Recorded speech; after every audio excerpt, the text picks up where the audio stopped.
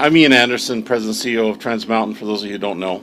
The one thing I realized over this weekend is when you start putting large sections of steel on the ground in a prairie environment, people notice. And when they notice, you kind of got to say a little bit about what's going on. So that's what we're here to do today. I appreciate this has been pulled together on relatively short notice, but we do have some very important people here with us, so we're able to sacrifice some time today to be here, and we're very thankful for that at Trans Mountain. So thanks everybody for coming here and marking, which is kind of a big deal. This is kind of a big day in the life of this project. I'd like to first recognize that today we're gathered on the traditional lands of the nations of the Treaty 6, as well as the Métis Nation and the Métis settlement of Alberta. I'll have more to say about that in a minute. Joining me up right here today, I've got the Honourable Seamus O'Regan, the Minister of Natural Resources of the Government of Canada. You'll hear more from him later. I've got Honourable Sonia Savage, the Minister of Energy for the Government of Alberta. We've got His Worship Don Iveson, the Mayor of Edmonton. And we've got Tyler Madigan, Vice President with SA Energy, our general contractor on this section of the spread, who's going to be responsible for delivering this spread on time and under budget. In the audience, I'd also like to recognize a few people, and I appreciate the list is lengthy, but it is important to recognize some of the folks that we have here. Shane Getz in the MLA from Lac St. Anne Parkland is here. His Worship Rodney Shigas, the Mayor of Parkland County, is here with us today. Is Mayor Rod Frank from Sherwood Park here? I don't think he was able to make it last minute. We have Jordan Jollikar, who is representative from the Métis Nation of Alberta. He's also President and CEO of Carvel Electric, a great 100% Métis-owned business who does a lot of work for us. We also have Jason Elias here from the UA local here in Edmonton. We got Ryan DeRoche from the Laborers Local 92. We got Pat Melosh of the Operating Engineers Local 955, and Travis McEachern also from the Laborers Union. So thanks very much for them coming out today and showing their support. Today is a very important milestone on this project, as you can imagine. You can see pipe on the ground, and within days, maybe a couple of weeks, that pipe will be in the ground. It'll be in the ground before Christmas. We're progressing steadily on the all of the permitting and regulatory aspects of this project. Tyler and his building trades crew are ready and chomping at the bit to complete what is one of the more important spreads, being spread 1 here in Edmonton. Getting this pipe here and getting it into the ground, though, represents, as you can imagine, a lot of incredible work by a lot of magnificent people.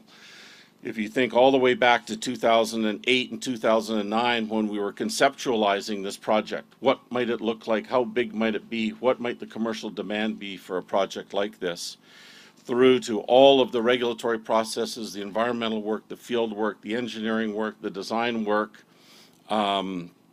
right to the construction of and the building of the pipe itself, the manufacturing of it. This would be Evraz pipe manufactured by good union trades in Regina. We also have, obviously, contractors, subcontractors. We've got about $100 million dedicated already to Indigenous joint ventures and partners to support this project. $40 million on this spread alone, committed to Indigenous contractors and companies to support the project. It's been a journey, as many of you have watched for many years, have watched me get a little bit grayer over the years, but we've persevered, we've been resilient, we've maintained our commitment to this important project, and with the support of the federal government back in 2018, when they acquired ownership of this project, we were able to continue our hard work. This project would not be here today if it weren't for the tremendous support of both the federal and the provincial government, who have encouraged us all along the way, who reminded us the importance of this project on a national scale and reminded us this is a project of utmost importance to Canadians of all locations. So we're very proud to be kicking this off on the lands of Treaty 6 and Enoch Cree. My good friend Billy Morin would have been here today, Chief of Enoch. He's in Ottawa with AFN responsibilities, but Enoch has been a great partner all along the way. The project we're building today is not the same project we contemplated building several years ago. We've learned a tremendous amount over the course of the last couple of years, notwithstanding an ownership change. We've learned that there are local interests, there are local concerns that we needed to take care of. We needed to adapt our route. We needed to install different kinds of pipe. We needed to install that pipe in different ways than perhaps traditionally would have been done in some locations to respect some of the local habitat. We now have 57 support agreement with Indigenous communities between Edmonton and Vancouver Island. A year and a half ago, that number was 43. So we've continued our work to build support, to build inclusion, to share the prosperity of this project for everyone living in this great country of ours. Some of the things we've also learned are that we're prepared to invest in some of the best technology, not only to build it, but to monitor it. We will be installing technology, leak detection technology, that will be first of its kind on a project of this scale in the world. We will be using thicker grade pipe in locations where regulations don't tell us we have to, but our standards of performance and our expectations for this asset tell us we should. So we're doing many things to make this the best darn pipeline in the world. And trust me, that's what our objective is. Our objective is to finish this project within the next 30 to 35 months. I've always said it'll take 30 to 36 months to build this project, and we're starting that as we stand here today. So you can do the math on my estimated completion time. But my objective is singular, and it is very focused, and my whole team at Trans Mountain are dedicated to it. Deliver this project safely, no one harmed, no environmental condition harmed, in a commercially viable way, so that my current owner, as they've stated publicly many times, can sell it back to business. And that's their intention, and my intention is to give them an asset that is worthy of that, to get maximum value for it from a future acquisition. So with that, we're excited for today. We'll have some questions a little bit later, and I think what I'd like to do is turn it over to Minister O'Regan to have a few remarks, and he'll be followed by Minister Savage, and then we'll take some questions and answers. Thanks for your time. Good stuff. Thank you, Ian, Minister Savage, Mayor Iveson, Shane Getson, who impressed everybody on the bus with his knowledge of how this thing works. To all our honored guests, everyone, good afternoon. There's a time-honored tradition, as I've said before, of Newfoundlanders and Labradorians who fly back and forth to Alberta to work in the oil and gas sector, and I am proud to be continuing that tradition. This is the third trip that I've made to this province in less than 2 weeks. It's my third trip since being sworn in as Minister of Natural Resources. And what a day to be here. What a day to be here, to mark such an important milestone in our energy sector. Let me begin by recognizing that we are gathered here on Treaty 6 territory and on the land of the Métis Nation and the Métis settlement of Alberta. Let me also recognize the people who are growing our economy and turning this project from a concept into a reality, the workers. We know that no matter how much people talk about information technology or cloud-based whatever, Canadian prosperity has and will continue to be driven by those who know how to build things. Real things, tangible things, things built by people, helping, in this instance, to move our resources from Alberta to new markets where they are needed. Our government is committed to building a stronger middle class and providing opportunities for Canadians who work hard each and every day to join it. We do know that through projects like TMX, that's how we do it. Projects like TMX, as of late September, TMX has hired more than 2,200 people. 2,200 men and women working hard on this project right now. We know how long you have waited for this day, and we are happy that we're here to share it with you. Today marks the beginning of construction on Spread 1 of the Trans Mountain Expansion Pipeline. It is a project that will help to keep our energy sector strong in the short term by providing good jobs. In the medium term, by getting our oil resources to U.S. markets, by getting our oil resources to new non-U.S. markets, and with that, getting access to better prices.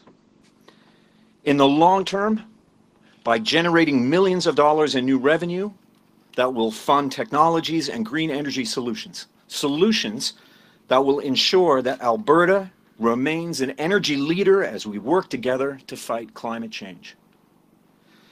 And with the economic opportunities it provides for Indigenous peoples and communities, this project can also be an important step on the path to reconciliation. This is a good day for our energy sector. This is a good day for Alberta. This is a good day for Canada. In fact, it's been a good week. It's been a good week for getting our resources to market, with Line 3 coming into service on the Canadian side of the border.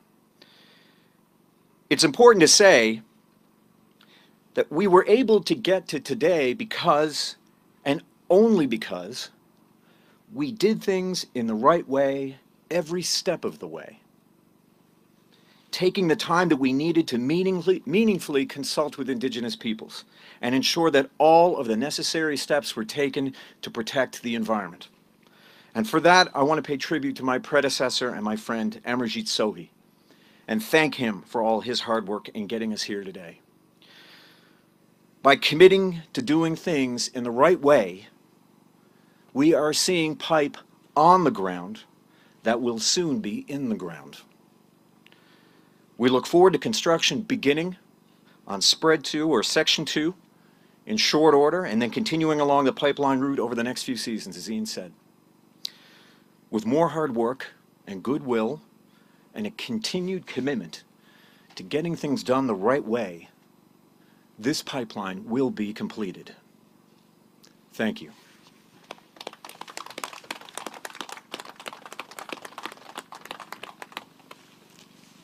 Thank you, Minister. And now, Minister Savage. Well, thank you, Ian, and thank you, Minister O'Regan. This is your third trip out, and it's been a real pleasure working with you. And I guess it's less than 2 weeks, but 3 trips in 2 weeks. So yes, today is a very exciting step forward for Trans Mountain, for our province, and for our country. And it's about time. We're glad we're here now. Today is a step forward for economic growth and prosperity for all of Canada. For far too long, the Trans Mountain expansion project was mired in uncertainty, which makes a celebration like today that much sweeter. Trans Mountain has the support of the majority of Canadians, and it's been approved by the federal cabinet not once, but twice. When operational, this pipeline will result in billions of dollars in revenues, and construction activities will spur thousands of good-paying jobs across all of Canada. And while completion is the one true measure of success, it's important to acknowledge milestones, like this one, that are along the way. Perseverance has gotten us to this point. And I can tell you that nobody has persevered more than Ian Anderson. He's been working on this project for a decade, and before that he worked on the Anchor Loop project, and nobody has been more committed to getting this project across the finish line than Ian Anderson. We owe him a great gratitude for getting this through to this point. Our energy industry has endured a lot over the past few years. As many of you may already know, but prior to being appointed Minister of Energy, I worked in the energy sector, worked in the pipeline industry for over 13 years. And over those years, I had a front row seat to witness the many challenges facing Alberta's energy sector. Low prices, closures, layoffs, loss of investor confidence, delays, and attacks on our industry. These are some of the things that Albertans and their families have had to face while waiting for a project like this to move forward. But when others were criticizing our energy industry and the value of pipelines, Albertans did not waver. We stood fast and resilient in the face of opposition. And that's why our government has been tireless in its advocacy for TMX and for standing up for our energy sector. We launched a Yes to Tmx campaign. We've been asking for changes to Bill C-69 and C-48 and continue to promote Alberta's reputation as the most ethical and responsible energy producer in the world. It's why I'll continue to engage with the federal government on behalf of Albertans. And to that end, Minister O'Regan and I have already met twice now to discuss Alberta's priorities and challenges. And thank you to him for taking the time to come out to Alberta and to listen to our concerns. I look forward to continuing conversations and working together with him to ensure the success of our energy industry. So tomorrow, we'll continue to fight for our energy sector, to fight for an investment, to fight for jobs, to fight for more pipelines, and to fight to continue to develop our natural resources in a responsible manner for the benefit of all Canadians. Albertans can be assured that our government will continue to stand up for the energy sector. But for now, let's celebrate this milestone and let's get to work. We've got a pipeline to build. Thank you.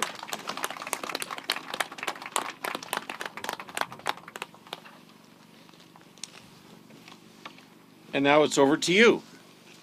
We have a bit of time for some question and answer. Both the ministers are available, as myself, as well as His Worship and Mr. Madigan here, if the questions are appropriate. So what, sorry? I was just going to say, if you could direct your question, we may be challenged a bit here with sound, so if you have someone specific you want to ask a question to, just make sure that's clear. Thanks. Ali's going to help me moderate, and I am. we'll get started. Go ahead. Yeah. For Ian, what determines, I guess, the days and weeks when this spread 2 gets underway, and how will the construction sort of unfold in terms of how much of what section are you doing at a time, and when does it begin on the BC side? Good question. And that's the ongoing challenge we have is when we're able to start work on a given spread, we will start work, season allowing. So at this stage, spread 1, we commenced work and mobilization a couple of weeks ago, and we turned Tyler loose to get the work going on spread 1. Just recently, we were land approval from the Canada Energy Regulator for spread 2. That occurred about 2 weeks ago. So we're starting to mobilize crews for spread 2. We are entering winter, so I would have rather have started spread 2 back in August or September. We'll get started likely in early January doing some work on spread 2. We're getting the lands released to us on spreads 3 and 4 as we speak. I still need permits out of British Columbia for certain things, so we're working on all of the individual pieces. My prediction is by next spring, we'll certainly be working in British Columbia in spreads 3 and 4 in the North Thompson. We'll likely have some work going on in Kamloops by that time as well, if not sooner. I expect then our work in spreads 5 over the Coquihalla into the Fraser Valley, we won't be going there until late summer next fall, based on season and based on approvals and permits. So scheduling now is a day-to-day activity as approvals and permits are received. We notify the crews, we set them up for start, and I would envision by next spring and summer we'll have a clear line of sight to exactly how much work we're doing everywhere. I will remind you of one other thing that I didn't touch on earlier. Remember, we have been working in Burnaby for about a year and a half. We had a stoppage period while we had to go back and get our certificate and approval, but we have been working in the water at our Westridge facility for a good bit of time now, and we have been working at our Burnaby terminal for a good bit of time. So work is commenced at the other end as well. Just to clarify, this is spread 2? This is spread 1. Oh, this is spread 2. This is the western edge of spread 1. And what will determine just when you actually get, like you said, start putting pipes in the ground? I think Tyler's expecting to put pipe in the ground here in spread 1 before Christmas. Hang on, I think Kelly was next. In terms of timing, you gave us the months, but can you be more precise in when you're expecting completion, and has there been any change to the cost estimate? It's a 30 to 36 month build. We're starting here today. As I said, I can't predict exactly when we're going to start everywhere else, and it gets very seasonally dependent. I can't be working on the Coquihalla in the middle of winter. So as permits come in, the schedule will continue to be refined and adjusted. We're expecting, if everything goes according to plan, and nothing has for 10 years, I might add, but if everything goes according to the plan that I have in my mind now, we'll be finished in mid to third quarter of 2022. To the cost question, it didn't take very long for that to come up. We're continuing to look at the costs in light of a couple of factors. Firstly, that I don't know what the firm schedule is for start and stop on all of the spreads. Until I have schedule, I don't really have a firm idea of cost. So we're working on that. As certainty establishes itself over the coming months, we'll have much more to say. What I can say right now is we know we've started on spread 1. We know the good folks at SA Energy have commenced on spread 1. The cost of spread 1 is fairly understood by us to be about $300 million. But again, that's only about one small piece of the whole project. We'll have more to say on cost in the coming days. Janet? Hi, Jennifer. No. People just telling us this is spread 1, but what is spread 2, 3, 4, 5, and what does it go up to? 7. The final spread is spread 7, and that goes from Langley to Burnaby. It's obviously a highly urban spread. It's more of an industrial project than what is kind of traditional prairie pipelining that you see here. One of the magnificent things to reflect on with Trans Mountain that was built originally back in 1951 and 1952, put in service in 1953, is it went from Edmonton to Burnaby, over the Coquihalla, over the Rocky Mountains, through the North Thompson, through UNESCO World Heritage Site and Jasper National Park.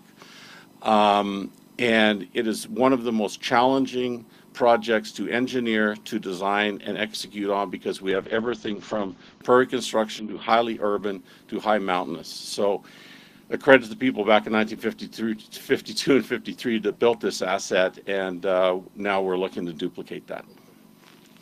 Go ahead. I actually have a question for Mr. O'Regan. Mr. Acheson mentioned that the plan is always moved the site back to this. Is that still the plan?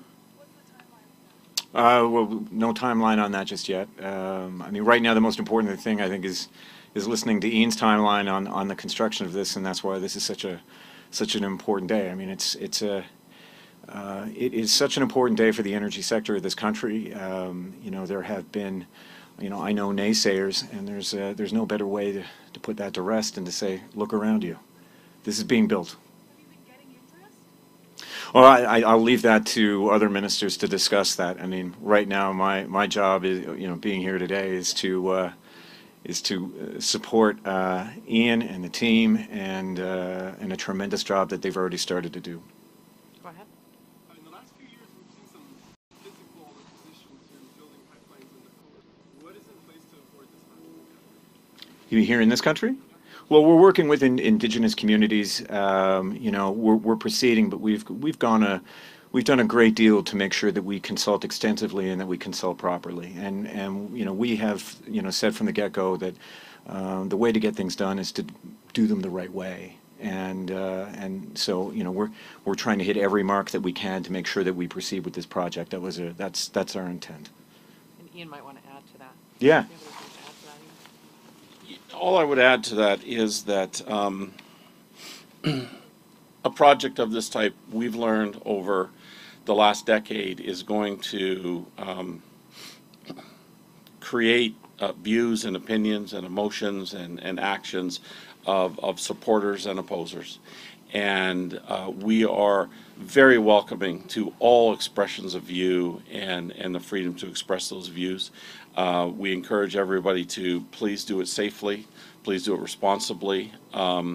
I've gone into many situations where I've faced fairly significant opposition with some very stern views about what we do, what I do, what our company does.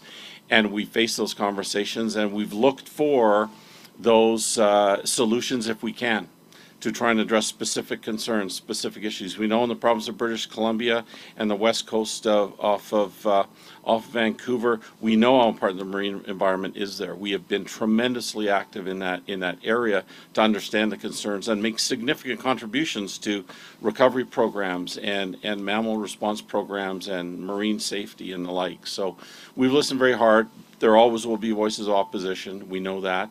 And as long as that's done peacefully and law-abiding way, we'll both be able to continue our work.